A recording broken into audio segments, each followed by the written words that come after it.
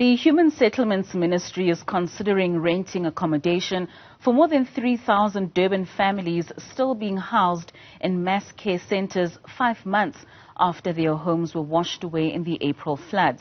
Most of these families are still being accommodated in 71 centres, mainly community halls. To discuss this further, I am joined by Philani Mavundla, who is the Ethekwini Deputy Mayor. Mr. Mavundla, thank you so much for giving us your time this afternoon.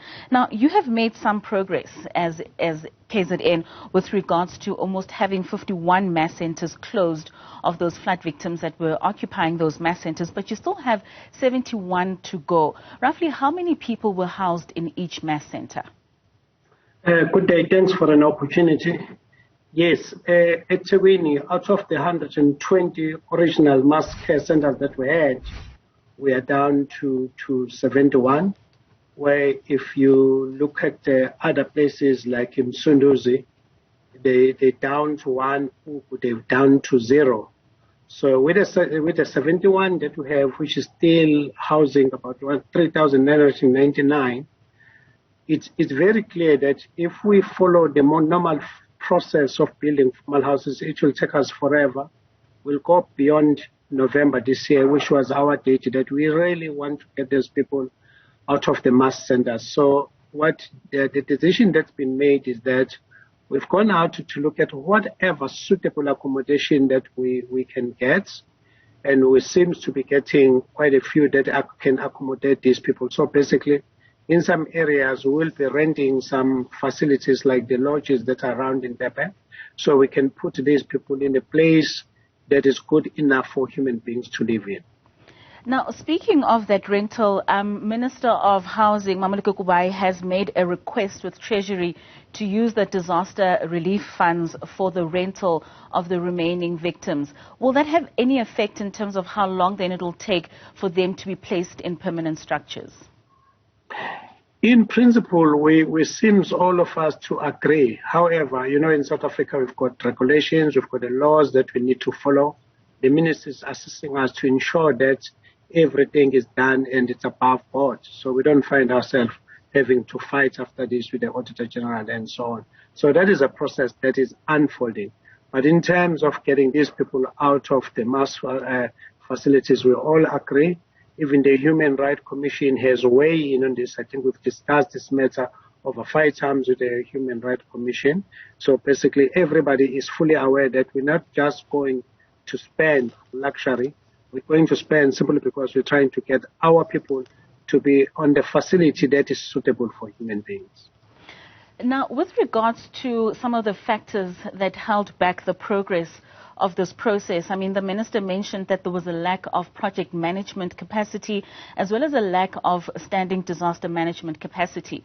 What, in your view, were some of the hindrances that stood in the way in the fast tracking of this process and getting people back to normal housing? Look, nobody expected that we'll sleep and within over one night we'll wake up with so many people that will displace. And even if you were to cater for that, you'll need hundreds of millions of rand to do that. So we admit that when this happened, honestly, there was no spare capacity that was kept for that. However, having learned out of this experience, we are now really saying we need to build better than the way we built before. That's why we even having a problem to put these displaced people back to where their homes used to be. Because as a Ethekwini municipality, we've taken a decision that we don't want no more people residing on the floodplains. We don't want no more people building their houses under the areas that seems to have rocks that can fall any given time. However, moving forward, I think we've learned a lesson. And we have other countries coming to assist us, which are prone to disasters, as to how we should be getting ourselves ready for future problems, because we are still expecting the disaster to come more with the weather patterns that we are faced with. What do you say to those that said, not in my neighborhood, those that did not allow for you to house people, threatening even court action should you house people within their neighborhoods? Look, I'll be frank about this and say it so that the nation knows. The South African, by their nature, if you happen to bring people who seems to be a lower class than you.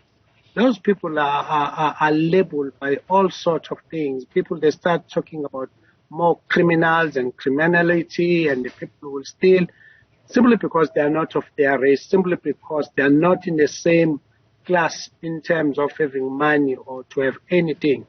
Therefore, they honestly believe certain people or certain class of people, they belong to a certain place. And that is a cancer that we need to fight with.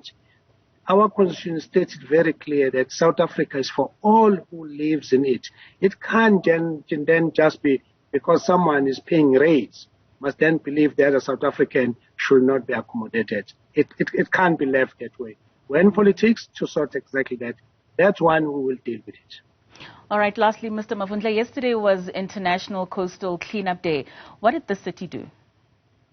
Well, yesterday we had quite a very interesting day. We went down to Toti. We started there. We're cleaning the beach down there. We had Sasol coming in to assist us. We opened 2 buyback centers that are owned by 2 women. Each one employing about 15 women as well to work in this recycle economy. We were very happy with the way we perform and what we've plowed back to the people. So we had Sasol that had sponsored those 2 entrepreneurs. We also had Coca-Cola coming on board.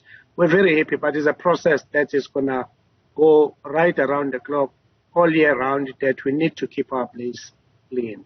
All right, thank you for that, and thank you for your time. That's Philani Mavundla, who is the Deputy Mayor of Ethekwini, speaking to us there about the rental lifeline for the Durban flood victims. Now on